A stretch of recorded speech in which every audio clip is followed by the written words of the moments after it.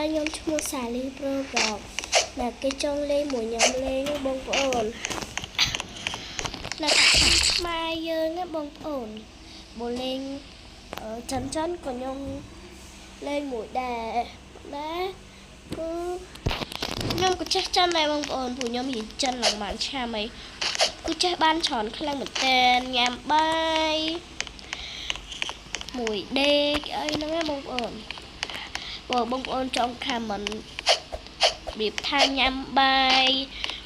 អីហ្នឹងណាបើប្រេចចង់ឲ្យខ្ញុំបើប្រេចចិនណាបងប្អូនសេបងប្អូនឯងនេះមកហើយឥឡូវគឺខ្ញុំមកចង់ចែកគីវេចាលក្ខខណ្ឌស្រួលបងប្អូនគ្រាន់តែសុទ្ធ follow ខ្ញុំមួយអែមកនិយាយមែនបងប្អូនចង់follow TikTok ខ្ញុំក៏បាន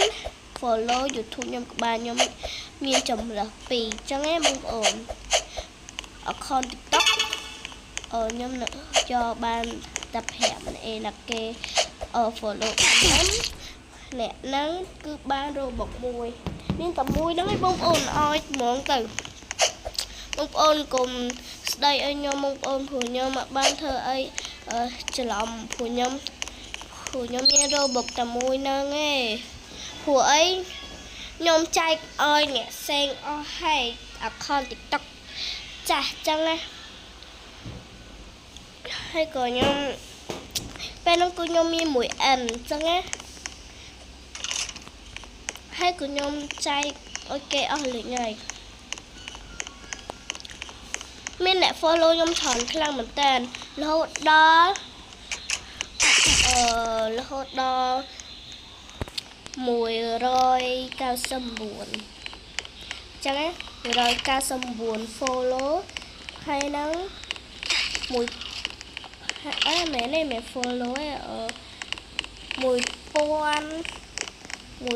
1099 follow ចាច្រឡំលេខ100ពេលបេដូវិញគឺ100សុទ្ធ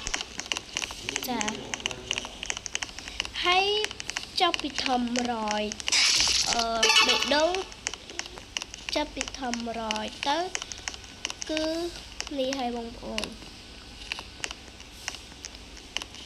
ខ្ញុំចែកឲ្យមកចែកលក្ខខណ្ឌគឺខ្ញុំយកតែ5នេះឯងហើយបងប្អូនឯងកុំភ្លេច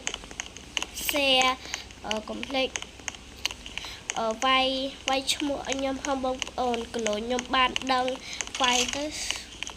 បានRobuxមួយ